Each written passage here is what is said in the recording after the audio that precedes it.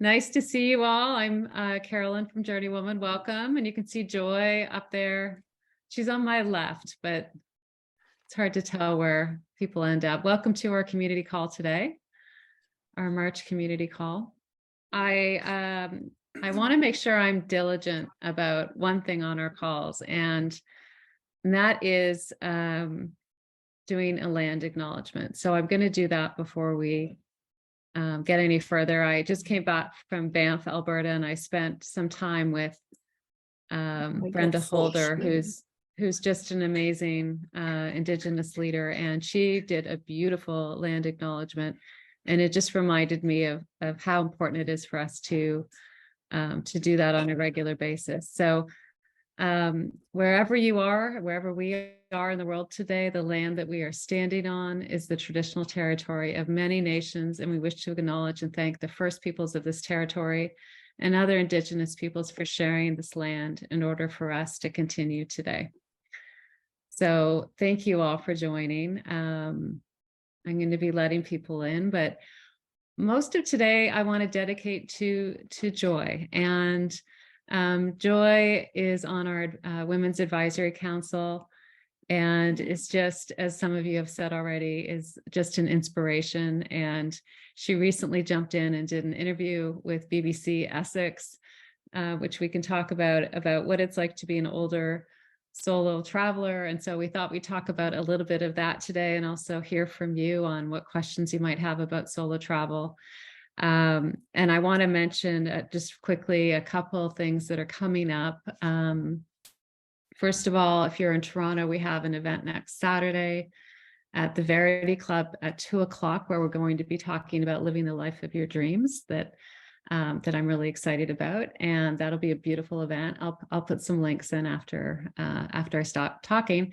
And we're also hosting a series on cyber security, cyber safety, to help us all stay safe online. And Joy, I know you're particularly passionate about this. So if you've had your Facebook hacked or your email or anything like that, you're thinking about traveling, I think it's really important to understand technology and the things we need to do to protect ourselves. So our first session is on April 13th at 7:00, and our second session is on May 11th. And there's a wonderful woman, Paige Hansen, who's going to come in and talk to us about keeping ourselves safe online, protecting our identity, and some of the tools that we can use to do that. We also have announced our next 6 books for our book club. So again, I'll put the link in the site, but the first one is New Zealand.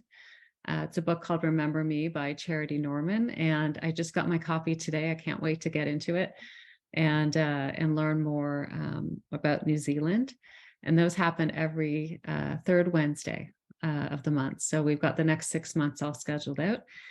And then the last thing is, again, if anyone's in Canada or wants to come to Quebec City, I'm actually going to a wellness retreat in Quebec City the first week of May, and just wanted to invite you to come along. It's going to be in a monastery. I just can't wait to have 3 or 4 days of doing nothing but just self-care. So again, that's something I'll put in the chat. So just wanted to let you all know about those things. And I want to turn it over to Joy. And Joy, I'll just ask you to talk about a little bit about yourself and what you're up to.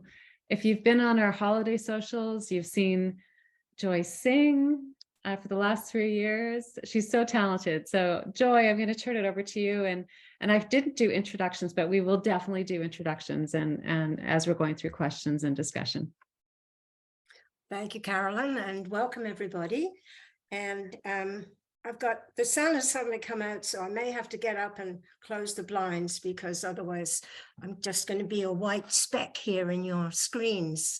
So Carolyn asked me to say something about myself. I guess I've been traveling since I was about 20, and that was an escape, because I had a broken engagement and decided to sell the ring and go to Italy. So that was my introduction to, I know, Gail, you can laugh, but I'm laughing about it now, but At the time, No, it's because you chose Italy. What a romantic country. I'm going there again. Well, it did. It turned into a great big romance, and it was quite wonderful 2 weeks, and I came back without a broken heart. So that was my introduction to solo travel, and I've been traveling ever since. I was 20 then, and I'm 87 now.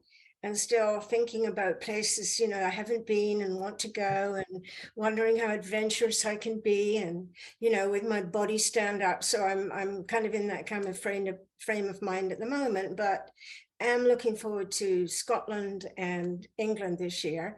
And I was brought up in England, so it's still got a big place in my heart. And Scotland is where I was born, and I'm going to see the tattoo for the first time. Yay! I waited a long time, so I've got the ticket for that, and I'm going to build a holiday around that, have some time in Scotland, and then move down to the coast of England and go to the Channel Isles and all the little islands around England. I wanted to do that forever, so I'm going to do it this year. I don't know what I'll be doing next year, but Italy and Malta are on the agenda for a singing tour in March with the choir. March or May, I can't remember what it does. So that's what I'm doing next year. But aside from that, I'm in a couple of choirs, and so sing a lot and write a lot. And, I just do creative stuff to keep me busy. I paint and a garden, of course. That's my big passion, is the garden. So that's what I'm up to most of the time. And I don't really want this to be all about me. I think it should be all about you, because I've been in JourneyWoman for quite a while, but some of you may be newer, and maybe you have questions you want to ask us. So if you have a question, stay unmuted. But if you don't have a question, would you mind muting while other people are speaking? Because otherwise we get a lot of background noise in. Does anybody have a question? No? Okay, well, I'm going to ask you a question. This, when I had the interview with BBC Essex, they had a load of questions ready, but they didn't really ask the questions that I was expecting. So I had prepared all my answers, but had to really skip around a bit when they kind of changed the questions to something else. So it was kind of winging it a bit. But the first question they asked about was, where was the first place you traveled to? So I'm going to ask you that. Who wants to answer? Come on, don't be shy. This is a great group. We all love each other. So speak up. Who wants to go first? How about you, Catherine McDonald? Unmute. Well, I live in Belleville, Ontario now, and this is my first time with this discussion. I just couldn't find the things to wave or whatever. So my first international trips were across the river to Detroit in the US, so it wasn't very far. I suppose my first big international trip was Morocco, and I loved it so much I came home for 2 weeks and went back for another 2 weeks. So that was the beginning. Yeah. Anybody else? First trip? How about you, Kay? Unmute. Hi, my first trip was California. Yes. And where are you based? Where are you right now? I'm from Toronto, Ontario. Oh, okay. Yeah. But I am planning for next year to go to Machu Picchu. So I need some input. Good, good. Are you going with a tour, or are you going on your own? On my own. Yeah, good for you. I'd love to do that, but I'm a little bit worried about the breathing problems that people get. And right. Our choir was going to go there, but they had to change it because there was unrest there. Mm-hmm. But I'm sure you'll be wonderful. Are you going to hike up, or are you going to take the train? I'm probably going to go with G Adventures. So I'll see. I'll see what they have to offer. Yeah, it's a good group. Yeah. Yeah, it's a good group for solo travelers too, isn't it? Yes. Yeah. Thank you. Thank you. And Trish, have you got any plans? You asked about the first trip. The first trip.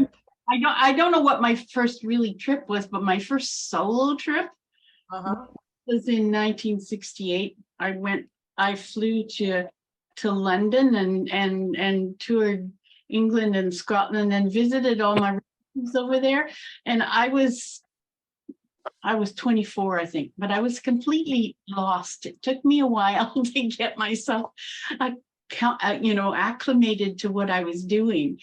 And I did eventually, I discovered the bus system and the tube system and the train system, and did get around, but I was clueless before I went there. So it was quite an experience, but it certainly prepared me for other things to happen later. Yeah. You any plans to travel? Actually, I'm having really trouble walking, and so traveling, if I did go somewhere, would probably have to be just fairly local.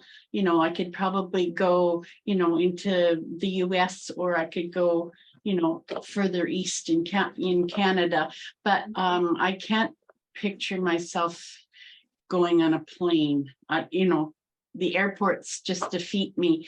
I have been attending the accommodate whatever the Accessibility? yeah.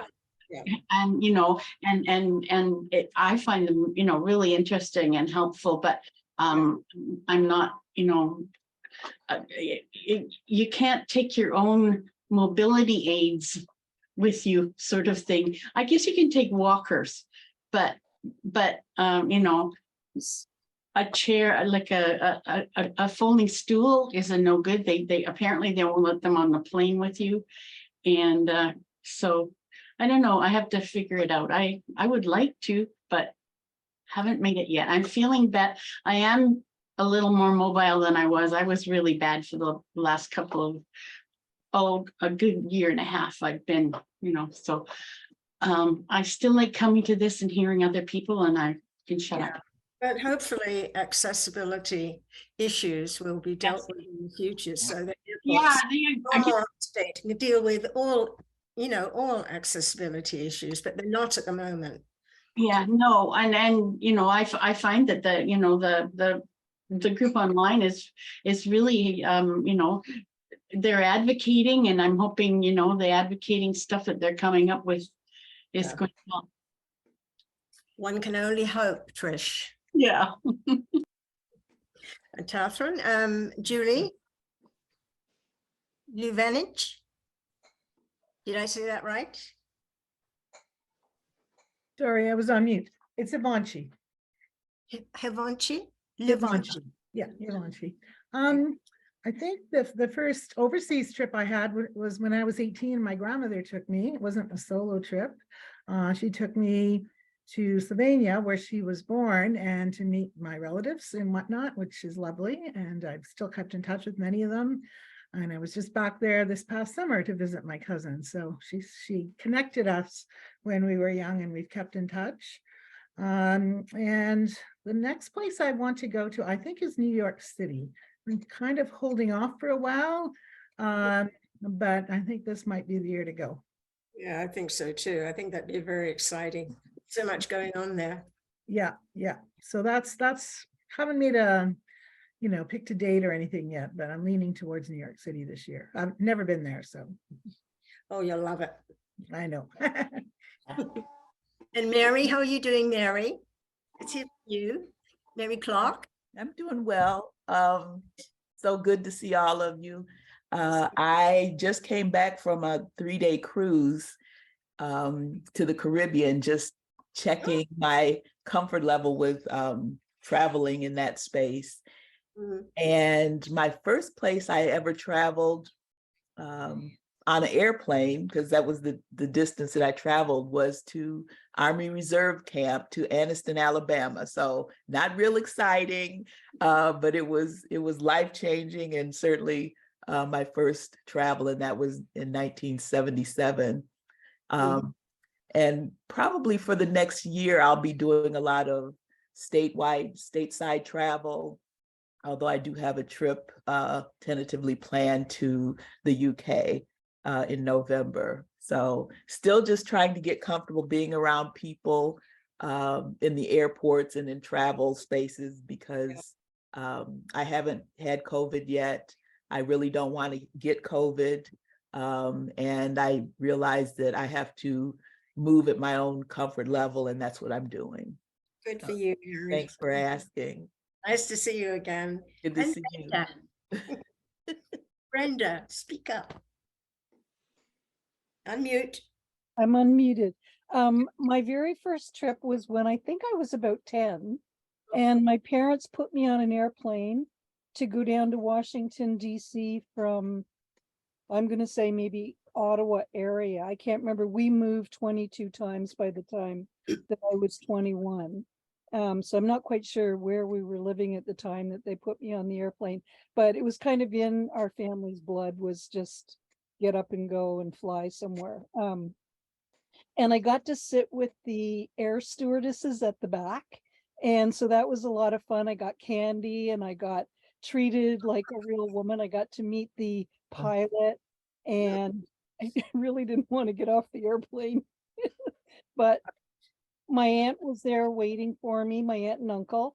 And the airline stewardesses brought me right to them, and in the car, got back on the airplane on my way back home, and that was it. That's my first time remembering traveling. But my parents also in the summertime used to stick me on a bus, and I would take the bus to my grandparents' place in Quebec. And I remember doing that every summer and really loving being able to spend a month with my grandma and my grandpa. And my grandmother used to work in an inn, and she was the cook.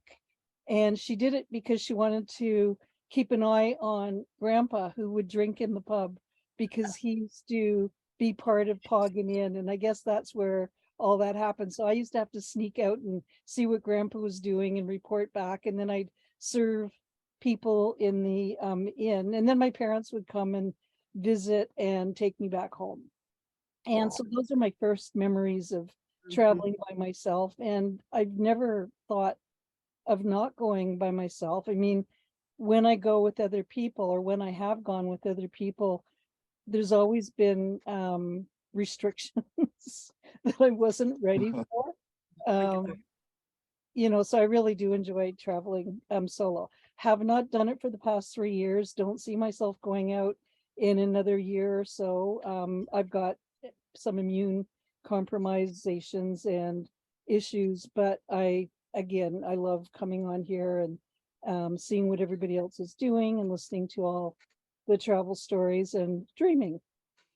So when you do travel and you're coming out to the island, and you can see me and see your brother and Gabriella. And Gabriela's just got a lovely new brochure out about everything on the island, which I'm going to pick up. So when I find it, I'll get 2 copies and send you one, okay? I really appreciate it. Thank you, Joy. Okay. Shauna? Oh, she hasn't gone. That's okay. You want to jump in? No, I was going to say if everyone's gone, I would go in. Go ahead. Oh, I think I'm last. I'll be quick. I'm just taking the squares in order. I've got that in mind. It's like Hollywood Square game. It is. It is like Yes, it is, yeah. Okay, where's your first place to, Shauna? You know, that is such a great question. It really got me thinking, because my family, I didn't grow up with a traveling family. For us, it was pack up the station wagon and drive to a camping spot. Right. And so that's all I ever knew was, and we would go to Yosemite, or we would go to Sequoia, like beautiful places, like Tahoe, that were like 7 hours from our house. But we never, that was travel for my parents. Like that was the most that they wanted to do or could do. And my grandparents, although, were the opposite. They would go to Hawaii any chance they could. And they first started going to Hawaii in the 1940s, when you could only sail from Long Beach out to Oahu before the flights would run. And then they started taking the TWA flights out there, the little prop engine planes. And I think my dad just had a lot of anxiety about doing something like that. So he never thought he would ever take his kids. But when I was in about probably grade 7, so maybe I was 11 or so, my grandparents said, okay, it's time to take the grandkids out to Hawaii, because they had probably done like 30 trips out there. It was their favorite thing in the world. And so I remember getting all dressed up. Like my mom was like, you got to get dressed up for a flight. I mean, fancy clothes, get up early. You know, I had to put on like this, you know, church dress with my church shoes. And when I got there, you know, the TWA agents, they had the big hats and their hair was all coiffed and curled, and they gave me the little wings, and I was in heaven. I thought that this was the most amazing thing ever. How times have changed. How times have changed, right? I know. And you know what is funny? I still get dressed up for flights, and I still tell my kids, like my little one who's 9, she just wants to wear jammies, especially if we take an early morning flight. She doesn't want to, she just wants to go from bed to the plane. And I'm like, no, it doesn't work like that. No. So for me, travel was this like very chic, very fancy, very special thing. Yeah. That I did not ever take for granted. And so I don't know if it's just that I was in awe over how amazing it was to be on a plane and feel so grown up, and, you know, have them serve you food, you know, and you used to get the full meal. And I mean, it was like, I just thought it was the greatest thing ever. So I was just hooked from that. I don't really remember too much about Hawaii. I'm sure it was great. But you also things would get better on planes, right? And now when you get crackers or pretzels or something. Oh yeah, no, it's terrible. But just like burned in my brain of being on that TWA flight, and just how it was glamorous almost. Yeah, it used to be. Yeah. Any plans for the future, or are you traveling this year? We are traveling this year. My husband's turning 50, so he's spoiling us with a trip to Turkey. So we're gonna, all 5 of us, so him and I and our 3 kids, we're gonna fly to, I'm actually at first, he booked the trip, and it was like a week after or a week before the earthquake happened, and he wanted to go into Bodrum. He wanted to go to Istanbul and then go to Bodrum and hop on one of those wooden boats and sail kind of around southern Turkey. And he said to me, do you think we should cancel after the earthquake? And I said, I don't know. I mean, what do you think? And he was like, I can't think of a better time to go to Turkey and spend money there. I think we should go. And I was like, great, done. Let's go. Let's see how we can help. Let's see how we can be supportive. So yeah, I'm really grateful for that. So we actually had our first date in Istanbul, my husband and I. So we're gonna go and take the kids to the palace, to Kyrgyz Palace, where we had our first date, and because we met traveling. And so I'm really excited about that. And then we're gonna do this whole Odysseus thing that he wants to do in southern Turkey. So yeah, the whole celebration then. Good for you. Yeah. So Gail, unmute. Okay, my first solo was like actually solo me going alone. I was in a group, but it was my first time to go to the airport and meet the group and be with 7 women I had never met. And it was Women's Travel Network, which Carolyn had vetted, and she's vetted my next trip too. So I was still nervous because I had to get to the airport. Pearson had all this bad publicity. They were losing luggage. Flights were canceled. My biggest fear was dig to the goddamn gate. So when I got to the gate, my leader was there, and we all went and had a drink in the lounge. And so there were 6 of us traveling together. So that was great. And then on the trip, I was on my own for leisure, and they all shopped, and I don't shop, but I had a purpose because I was writing a garden article for a magazine. So I went and visited the gardens in the high-end hotels. On Capri, I went to a villa garden. So I was fine then, but I found for me, eating alone is the biggest. So I was really happy that we all got together for dinner. And so I could be on my own during the day, but constantly to be on my own, I wouldn't really like. And in my next trip, I'm going with a travel writer. I don't know if you know her. Susan knows her. I'm going with Susan Van Allen. And I've already spoken with her on the phone, and I'm excited about learning more travel writing. And it's the reason I when you said Italy, it'll be my 5th trip to Italy. Good for you. Good for you. So this again, now I've got to get myself to Milan, and they find me, and then they'll take me to the hotel. So there's a little bit of orchestrating. Oh, you'll manage. Normally I travel with one friend or a boyfriend, and I'm the in-charge person, but when I'm my own, I'm different. Oh, you'll be just fine. Just stay tuned for this group, and you can get the answer to any questions that you want. I'm sure they'll help you how to get to Milan and find your way to where your friends are. No problem. Okay. Thank you. Judy, Judy Gordon, just unmute. Am I unmuted? Yes, you are. Yeah. Oh, okay. Well, my first actual trip, aside from going from LA to San Jose to be with relatives, you know, Christmas and Easter and everything. When I graduated from college, I told my dad the present I wanted was a trip around the world. And he insisted I needed to buy a car. And I said, no, I want this trip around the world. So that's what I did. I started in Mexico and I took 4 or 5 little group tours of towns in Mexico. And then I went to South America on a group tour. And then I went to Africa on a group tour, all in the same time. And it was really wonderful because I was with people, you know, and the guides and everything was taken care of. And then I ended up in Italy, where my mother's family is from. And she met me there and we went to see all the relatives and everything. So that was the beginning. And I've been traveling ever since. You know, I go on a lot of cruises. Our kids always went on cruises, Christmas, summer.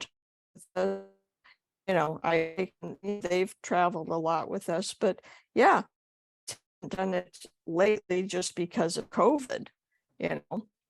And now I want to get back into it as things are kind of easing up. But that was my first trip. And so that gave me the bug. Went around the world, you must be spoiled for choice now. Well, no, because I didn't see every place. You know, I didn't go to Europe or anything. Right. Yeah. So there's lots of places for you in the future, right? Oh, yes, definitely. And Jordana. Okay, let's see if I can remember the question. Oh, it was just the first place you the first, well, that I know. I was 19, I went to Jamaica by myself, and I am a travel writer, by the way, Gail, or sometimes I'm going back to it. I haven't done anything during COVID. I just started being in groups again in the last little while. I was pretty down and I was spending a lot of time on YouTube, but just listening to music. But now I am going to South America in June. I think I'm going to Colombia first. It's not set in stone right yet. So I'm going to need some South America advice. I've never been there. I've lived in Mexico for 11 years. I lived in Nicaragua and Panama before. And my second trip was almost 6 months in Europe when I was 20. I went camping. And I completely ignored any advice that I now give myself to solo women travelers. I did things wrong, like jump in vans with people I never saw in my life. And it ended up being okay. I'm a fortunate person in some ways. And I think I exuded confidence when I was really young. And I think that's a good thing when you're walking around by yourself. Yeah, that sense of confidence. If you feel it, doesn't it? You know. Even if it's scary. Yeah. And Sharon. Yes, I joined you a bit late, I'm sorry. But the first trip I went on, I was 18 years old. My great aunt, who was 73 at the time, took me to Europe. She introduced me to Europe. We traveled for 2 months. And I think she was on a rescue mission to make sure that I got out of the small town that I lived in at the time with no, and she had traveled very extensively. So she wanted to make sure I knew that there was a broader world than the small community that I lived in. So in essence, she provided the launch. About 4 years later, I bought a ticket around the world with a friend, and the two of us just took off and traveled for 10 months.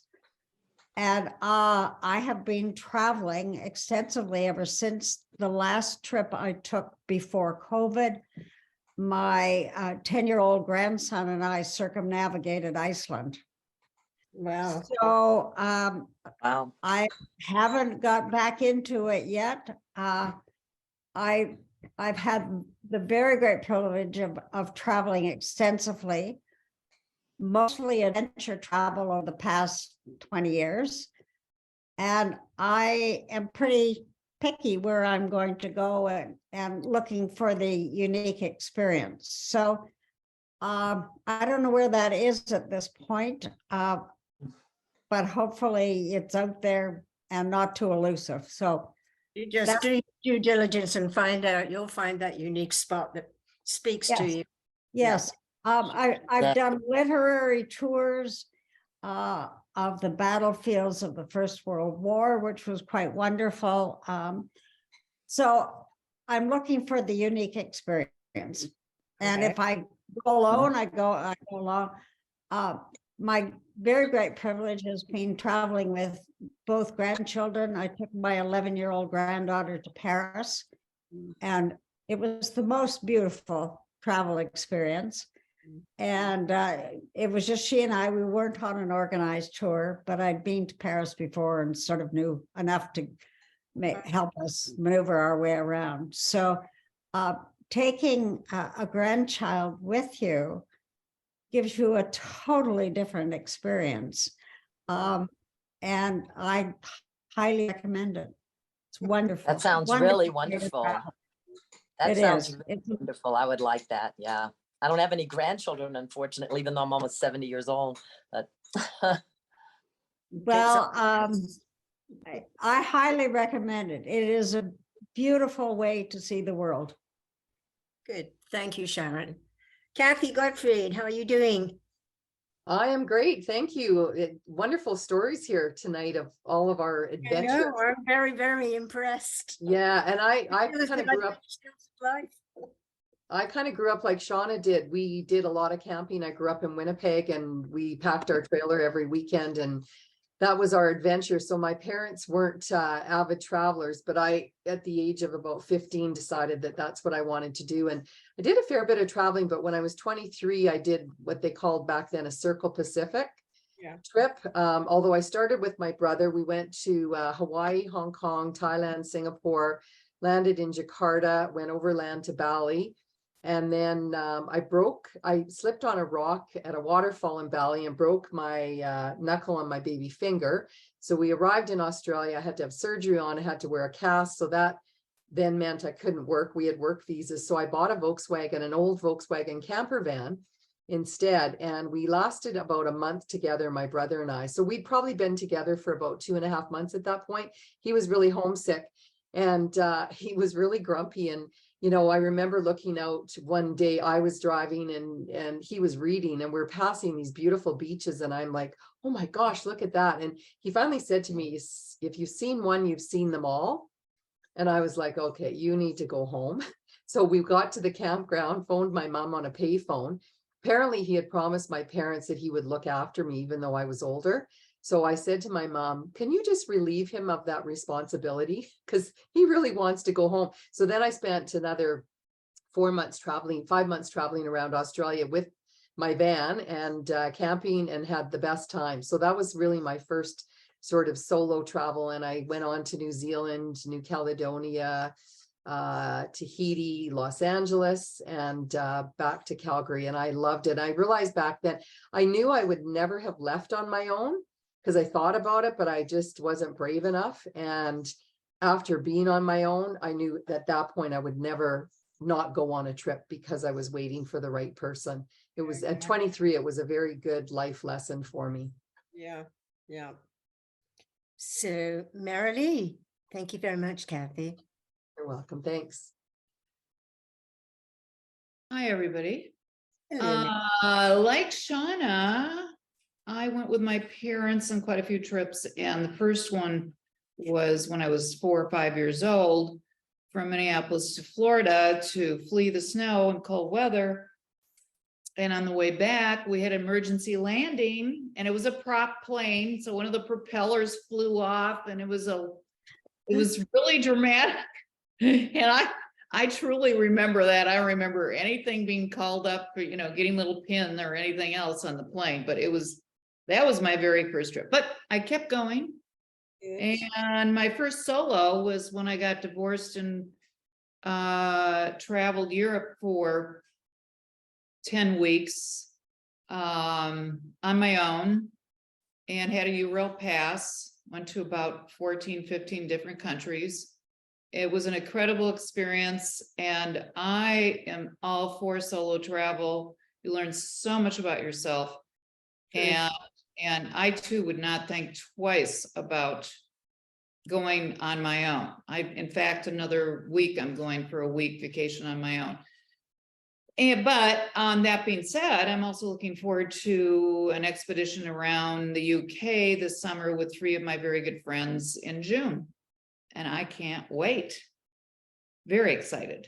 So that sounds like something I'd like to do.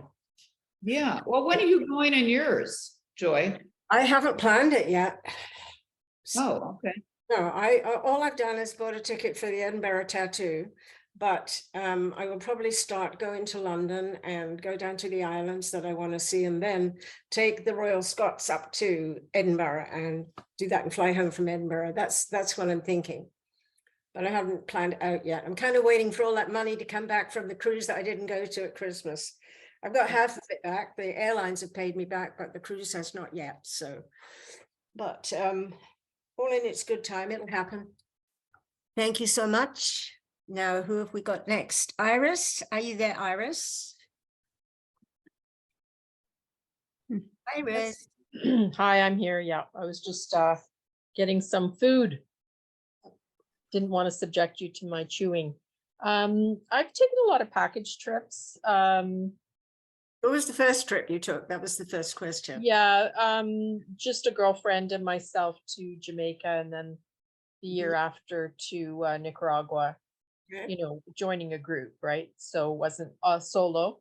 I guess the solo one would be when I went to Mexico City for United Nations conference.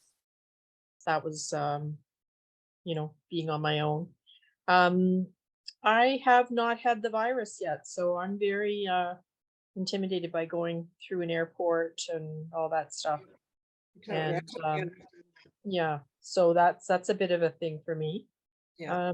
And budget's a big deal for me. So yes. Yeah, interested in any tips and you know, homestays and whatever.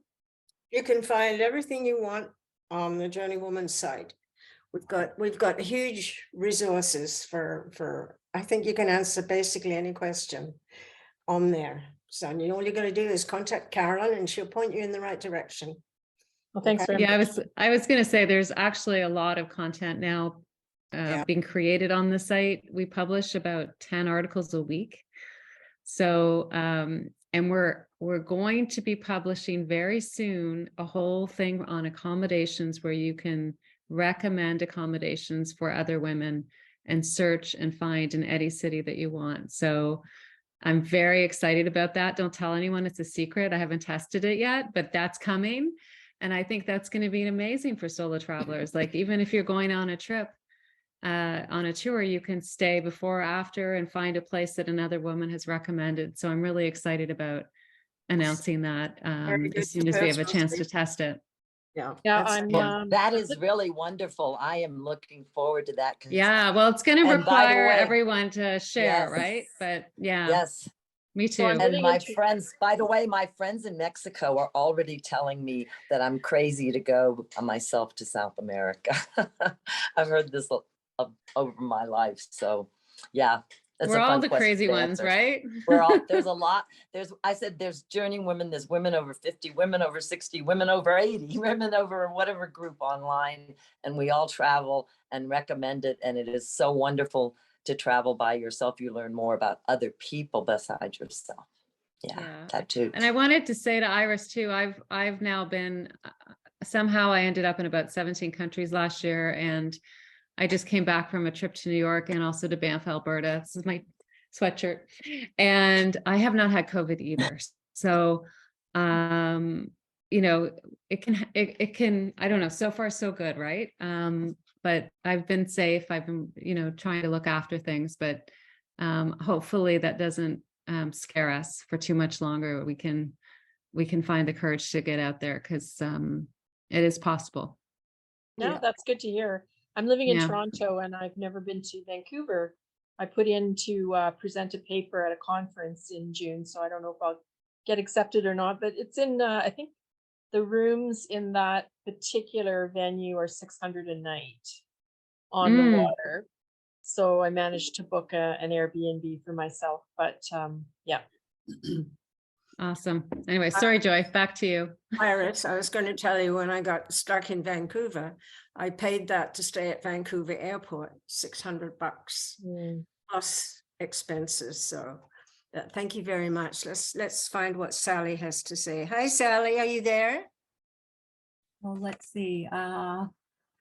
Let's see. Could everybody mute, please, while we're talking to one person? Thank you. Hello. Hi, Sally. Hello. Oh, hi. Yes, I guess my first trip was when I was about 20 and went to Mexico to work with children for the summer. And I remember going to Philadelphia to board the airplane, and somebody said, the gate guy said to my parents, you need a special waiver when your daughter's under 15. So I must have looked quite young, and we had a good laugh about that. But I had a wonderful summer in Guadalajara and Mexico City. Wow. And let's see, have traveled extensively and uniquely, doing throughout Europe, primarily doing pet sitting. And I was a shepherd in the Yorkshire Dales, a pianist in the pub, cared for an old woman and her dogs and through cancer, and just have done a lot of interesting things and would like to get back to it, but trying to muster the energy amidst health concerns and a knee issue and all of that. So just it's difficult when you're at that 50-50 stage of your heart's there and your body's different. And just after chemotherapy and a bad bout of breast cancer, I thought, I really don't have the energy to do this, but I had a free flight that was going to cost a lot more in the future. And I went in faith and had the most amazing trip of my life, 90 days, and met relatives in a village in Germany who one of them was dead in a year. And I thought, had I not seized the day, I would have missed that amazing opportunity. So just trying to balance reality and discernment, and yet not be overwhelmed by fear, setting one back from what's out there. And my last trip, I've had, like I had this 7-month journey, and it was filled with great travails, as many blessings as previous ones. I could write a book, and I listed about 55 terrible things on the airplane home, even as I had a chuckle about it. Didn't realize I had to add Lyme disease from a tick bite in Germany. So I'm well aware of the hazards. And so just trying to think, like I said, I'm at a 50-50, the spirit willing and the flesh weak. You know, Sally, I hope you're writing a memoir, because you've done some really, really interesting things. That's the first person I've heard who's been a shepherd in Yorkshire, but God bless you. I think you've done some wonderful things. Oh, thank you. I'm envious, but you take good care, okay? Thank you very much. Debbie Bundy, are you there? Debbie? No, I don't think Debbie's there. So the next question they asked was, do you take anything from home with you when you travel? Is there something that really gives you comfort? And my answer to that was yes. I always take a good pair of hand knitted socks, because you never know when your feet are going to get cold, no matter where you are. And I think you sleep better if you've got warm feet. Okay. That was my answer to that. I didn't actually say that on the broadcast, because they changed the question somewhat, but it's a good question. Does anybody take something that really gives them comfort, you know, from home with them when they travel? Just anybody jump in, just, unmute yourselves when you jump in. I know a lot of people take scarves and, but for me, it's socks. Oh, and knitting too. I always try and take my knitting wrapped up in the suitcase so that I've got something to do. If I don't know what to do with my hands, if I haven't got a glass of wine in them, then I can knit. It's my philosophy and I'm sticking to it. Brenda? I always bring my pen. My pen, it's never very far from me. And I've always got paper. It's never very far from me. So I always bring my journal with me. But I have been known to pack my dishes. When I went to Singapore for 6 months, I packed my prettiest dishes, my silverware, and I love eating in new countries and just being able to have something that's familiar with me. I've gone to Cuba and I have my food and my things confiscated from me. I just love cooking and trying to figure out how I can make like soup or pasta or pesto in my little kettle in a hotel. Room. Anyway, so food, things, my pencil and my journal. I think there's a lot of stories about what you can cook in hotel rooms, but I don't know any of them. So I just go and get groceries at the store and put something together, but not cooking. Anybody else want to jump in? What's your comfort level that you take with you? A thing. Do you? Nobody? I think my phone is one of my comfort things now because it's got so much information on it. It's going to tell me when I need to check in. It's going to have all my insurance stuff. If I hurt myself, I've got a telephone number on there that I can call. Everything is on the phone. There's so many apps now that you use when you travel.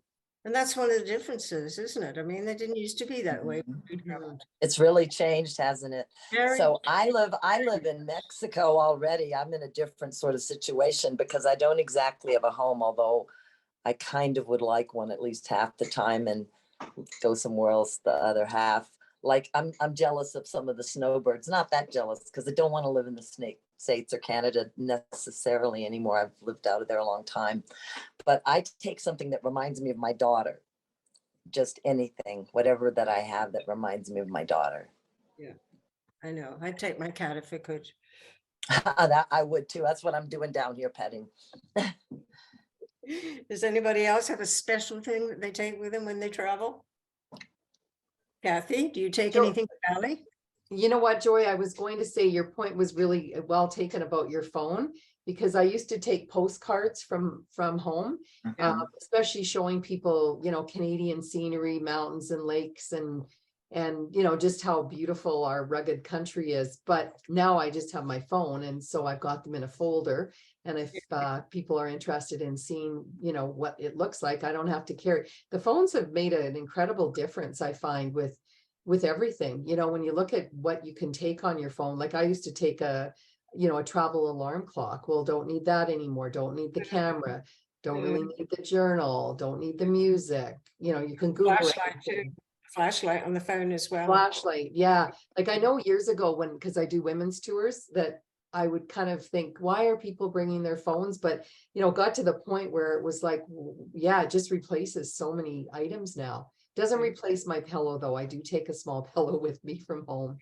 Yeah. Anybody else want to jump in? We've got 10 more minutes, so speak up now or forever hold your peace.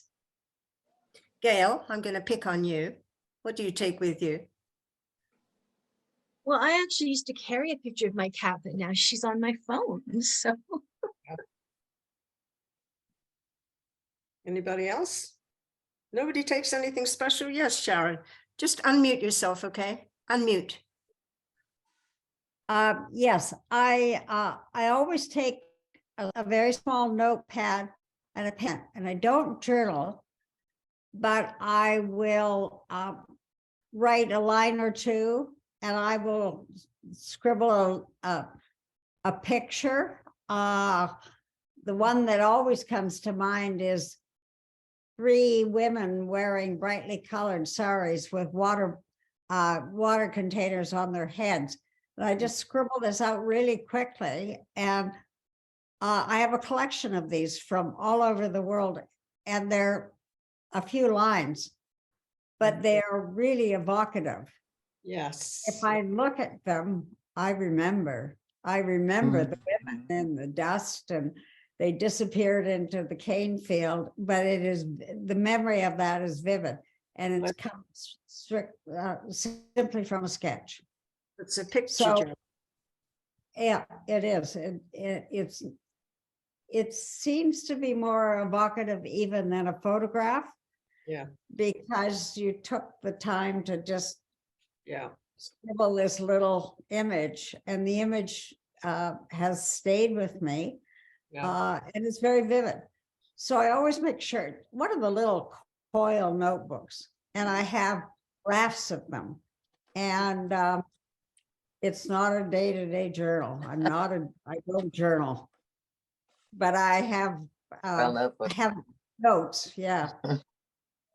Notes and pictures. Right. Here's my Mexican ones always have pictures. Yes. Yep. About like that. Yeah. You can't get plain I ones. like to write a few things down afterwards about the journey. So if I've made a few notes through the day, then I can put something together afterwards.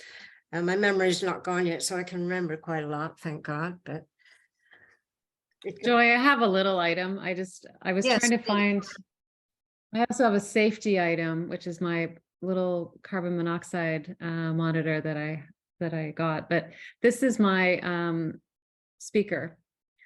And I just love, it's so small, and it just hangs on I everything. got a JBL too. Oh yeah. Oh, I love JBL. I have all their stuff. I Uh-huh, have different sizes and everything, but this is the one I take with me when I travel because it's not too heavy and I can hang it on anywhere and dance and sing or whatever, right? So this is what I love, my music and my headphones, because music is so important when we travel, isn't it? I mean, it's so important in our lives. Earbuds, and I lost my JBL speaker that looked just like yours, only greener, in Guatemala, and I have to get a new one before I travel again. Thank you for reminding me. Yes.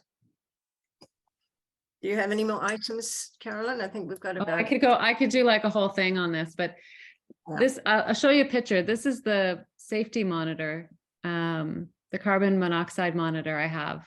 Okay. That is, it's portable and you can just charge it. And, you know, one of the things I got really freaked out by was reading about Airbnbs without carbon monoxide monitors that also have fireplaces. And so I was staying in one, and so I felt the need to get one of these. And so it's now become an item for me to take with me when I travel, because you just don't know, right? And I got really paranoid about just, you know, keeping the windows open, even though it was cold and whatever. I just always wanted to have fresh air coming in wherever I was, whether it's a hotel or anywhere. So that one's not so much comfort. I guess it's comfort in the sense that, you know, you're going to wake up. Like peace of mind, comfort. Peace of mind, yeah. But I think it's also, I've added it to our list of safety products on the site because I think it's an important one to mention. And it's not, I think it was $30. It's not very expensive. There are some that are expensive, but this one's not very. So did you get I have a question. What is everyone's favorite? I have neck trouble and I don't want any pillows that take up space. I want something that's small, compressible, easy. I can stow it easily and travel multiply with it.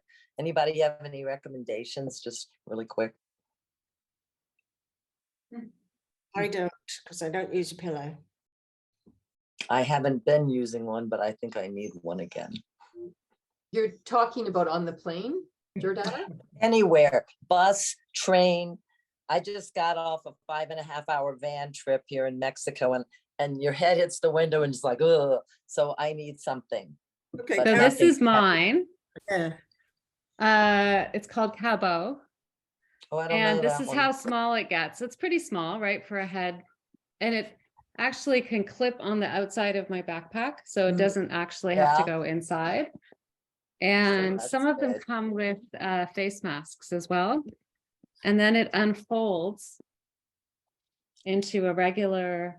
Oh, like one of those, like one of those that take up too much space, right? Yeah, but it's pretty small. I had to test a bunch of them. I did some testing a few weeks ago for I forget what publication it was, but I bought one of I have one of those that wraps around your neck too, and I did not Right. like that.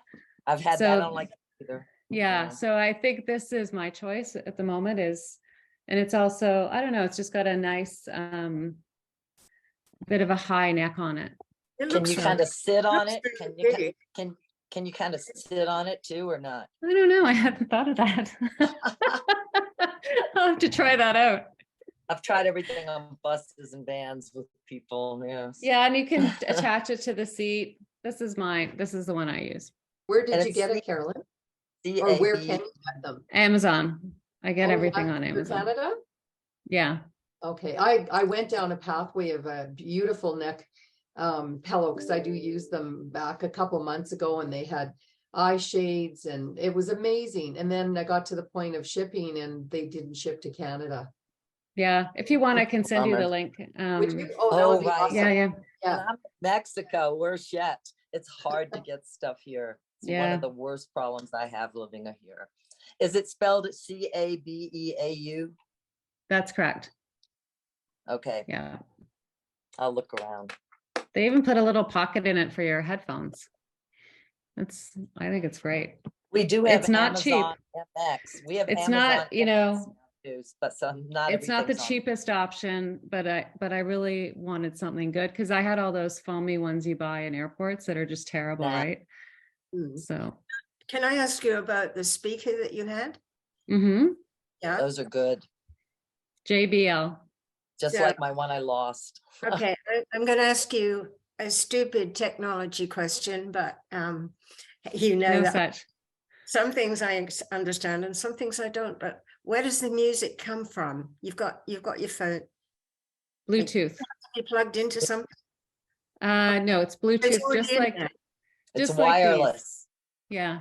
So it can run off your phone, your computer. Oh, okay. So it's got to run Yeah. off something. It's a speaker. Think of it as a speaker. Okay. Yeah. Did you It's get an that? external speaker. Did you get that at Amazon too? Yes. Yeah. I think I need one of those. See, you've educated me again. I learned something else. Oh, I could go through my whole packing bag of, all the things that'd be a good idea. There's all a the lot things of I wish I had brought, in my 4 months in Europe, and all the things I'm so glad that I brought. Yeah. And Joy, I agree with you about the socks. I wish I had brought my slippers. I really missed that. That was a comfort item that I really missed. So I wear socks at home, when it's cool. yeah. I just find I fall asleep faster when I've got my feet are warm. Otherwise, they're cold. The cat doesn't Yeah. sleep on his feet. She gets up And here. the other is a bathrobe or some kind of light robe, right? I think that's a good item. I don't have one Yeah. right now. I need to get well in one. Mexico, Jordana, you should be able to get them. You Like don't need- they're beautiful. Yes. Yeah. I just think carry light ones stuff like this. because I'm not a very big person and I have disabilities. Back to accessibility, I have to not carry too much weight, and I compress and do every kind of everything and make it weigh as little as possible. I check the ounce or send them or milliliter or whatever weight that I need. I check all the weights and weigh everything and try to keep my back together. How about we do our Yeah. next community call then? I'll bet all these things that we have in our bags that other people might find useful. Would that be fun? Oh yeah. Okay. I'm sure we would learn a lot from each other. There's a lot of packing lists out there, but some of them, and I have a lot in, when I make my own, I have a lot in common with them, but everybody has idiosyncratic things that's interesting. Yeah. Yeah. And Okay. you just, Well, and you've been traveling just now quite a lot, so I'm sure you have more ideas. always. I make lists of all the things that I wish I had and all the things I wish I hadn't brought. So, say and I bye-bye. consistently find half the stuff I brought I do not need. So, it's constant learning. Or what things you can buy, what Oh, things you yeah. can buy in what parts of the world. That's part of it too. What things can you buy in parts so you don't need to carry them all, right? Like clothes. I think it's time that we have to say goodbye because we've been here an hour now. So I thank everybody for coming, and you've been very good to answer the questions, and just I think there's an awful lot to be learned from everybody. And thank you, Carolyn, for asking me to help you out with this. Anytime, Joy. Thank you. So, We want to know what you carry with you, Joy. Yes. Write a list for us. The next time, Jordana, because we're out of time now. So I don't want to go into that. Next time. All right. Well, thank you, Bye. everybody. Hope to see you at some upcoming events. Take Sounds care. much appreciated. Bye. Bye.